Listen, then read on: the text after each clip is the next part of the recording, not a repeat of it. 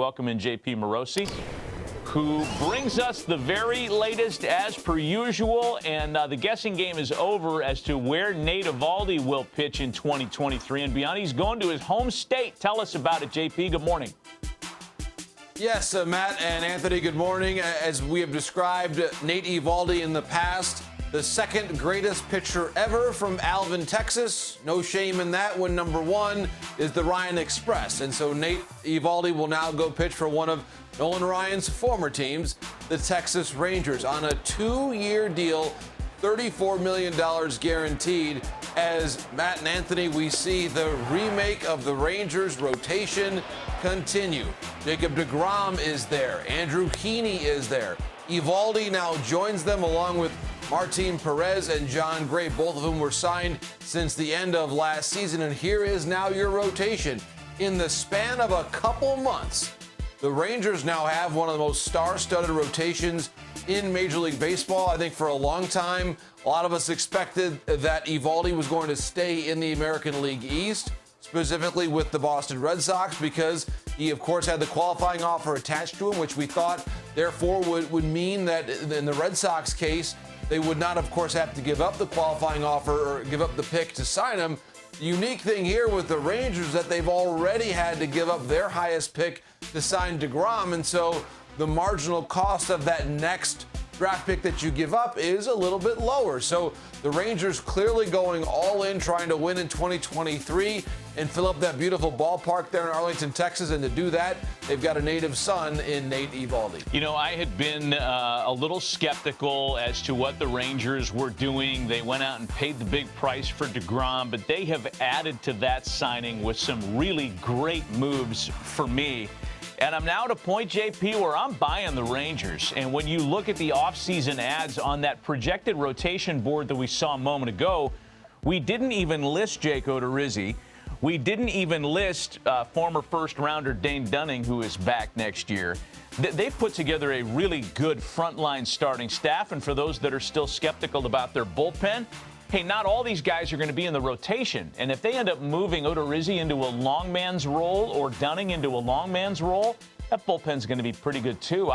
I'm buying, man. Are they as good as the Astros? That might be a stretch, but are they good enough to play in the postseason next year? Right now on paper, I say absolutely. The latter, I agree. And I think what they've done is certainly close the gap on the Seattle Mariners. Now, the Mariners have a really good rotation. If you line them up, I think that's going to be one of the more interesting things and exercises to do here in the days ahead. I still think Houston's rotation is the best in the division and maybe the best in all of baseball, 1 through 5. But when you look at Texas versus Seattle, that's where it gets really interesting because, as we know, with Seattle, they have so much depth that they could trade either Flexen or Marco Gonzalez. They've got Luis Castillo in the fold. They were able to bring up Kirby and Logan Gilbert, and how young and star-studded that rotation is based on that group. I think that Texas has gotten closer to that level. I really do. And with deGrom, again, when healthy, he's as good as there is in the world. And I think to sort of piggyback on what you described, Matt, about their overall offseason plan, with deGrom, when that deal was announced, I think you and I and Anthony, we probably all have the same reaction, which is it's certainly expensive and you've stepped out and really kind of probably gone beyond what your comfort level is, but it can make sense if you surround him with enough talent that you can hedge a bit against the reality that he's probably going to get hurt at some point, and also that you complete the rotation and say it's not just deGrom, it's what's happening on the other 4 days. And they've now done that. And to your point, Matt, when you consider this starting five, when you look at the age and the injury histories of guys like deGrom and Heaney, the odds of all 5 of these pitchers making 32, 33 starts, probably remote, probably not going to happen. But that's where, if you have Odorizzi and Dunning, you can supplement and make sure that you're in a better spot overall with your rotation. So I think they've layered in enough depth. I would also point out that one of the reasons why we talk so much about the importance of developing your own pitching.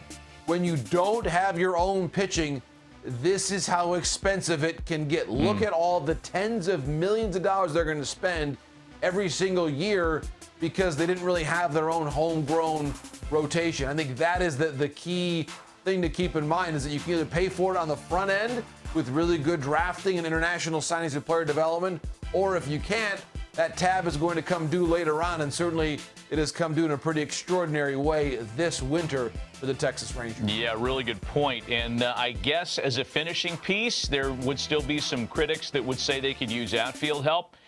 The places we can go to look at available free agents, there are many. I use this spotrack.com. The filters and the search engines are easy to navigate.